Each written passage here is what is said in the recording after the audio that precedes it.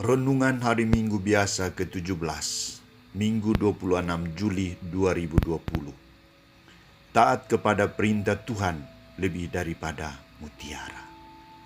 Bacaan pertama diambil dari kitab 1 Raja-Raja, bab 3 ayat 5, ayat 7-12, dan bacaan kedua dari surat Paulus kepada jemaat di Roma, bab 8 ayat 28-30, dan bacaan Injil dari Matius bab 13 ayat 44-52. Saudara-saudariku terkasih, saat ini masyarakat kita, bahkan kita sendiri, diserang dengan berbagai gambaran kesuksesan yang hanya menyoroti satu aspek saja, yakni kepemilikan materi. Gambaran tentang kesuksesan dalam iklan-iklan itu sangat mempengaruhi watak dan sifat orang-orang zaman ini dalam melaksanakan aktivitas hidupnya.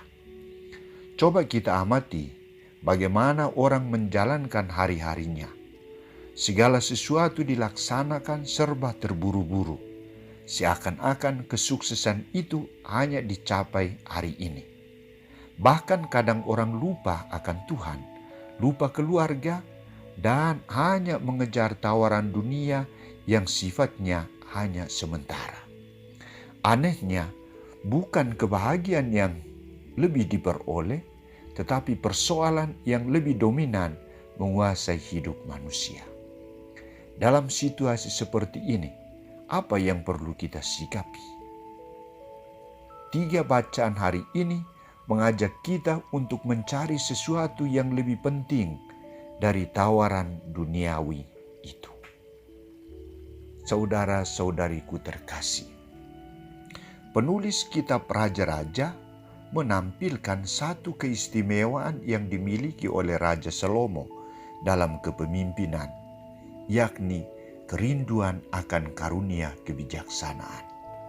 Untuk mewujudkan kerinduan Raja Salomo ini, ia datang kepada Tuhan dan memohon agar diberinya karunia kebijaksanaan. Untuk apa Raja Salomo memohon karunia kebijaksanaan? Untuk melayani dengan baik dan jujur, untuk memiliki pengertian akan memahami perintah-perintah Tuhan, untuk bersikap adil dalam tindakan dan tahu membedakan mana yang baik dan mana yang jahat. Ia tidak meminta umur panjang, kekayaan, dan kemuliaan pribadi. Inilah harta yang terpendam yang dicari oleh Raja Salomo, yakni karunia kebijaksanaan. Saudara-saudariku terkasih, Santo Paulus tegas menyampaikan kepada jemaat di Roma bahwa Allah sungguh terlibat dalam mempersiapkan kebahagiaan manusia. Kerinduan Allah adalah semua orang yang telah dipanggilnya dari semula menjadi serupa dengan gambaran putranya, yaitu dibenarkan dan dimuliakan. Jadi proses untuk mencapai kekudusan dan kebahagiaan itu ditentukan oleh Allah sendiri. Sikap manusia adalah taat kepada kehendak Allah yang menjadi harta terpendam yang harus dicari dan ditemukan. Saudara-saudariku terkasih, perumpamaan tentang harta terpendam dan mutiara yang indah yang telah ditemukan berbicara tentang kepenuhan kerinduan akan kedatangan kerajaan Allah. Untuk mewujudkan kerinduan ini, dituntut sikap pengorbanan, yakni menjual segala harta milik untuk membeli harta dan mutiara yang indah itu. Bagi Yesus, harta yang terpendam dan mutiara yang indah adalah kerajaan Allah. Kerajaan Allah memiliki nilai tertinggi. Nilai luhur kerajaan Allah itu memaksa manusia untuk melepaskan harta benda duniawinya dan yang dianggapnya tidak berharga, tidak sepadan lagi dengan harta surgawi, kerajaan surga yang baru ditemukannya. Apa kira-kira mutiara yang indah yang dimaksudkan oleh Yesus?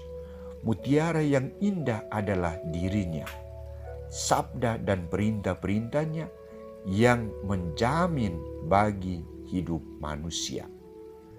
Yesus menuntut usaha dan ketekunan untuk meninggalkan segala-galanya dan memfokuskan diri pada dirinya yang menjadi mutiara yang terpendam dan telah ditemukan.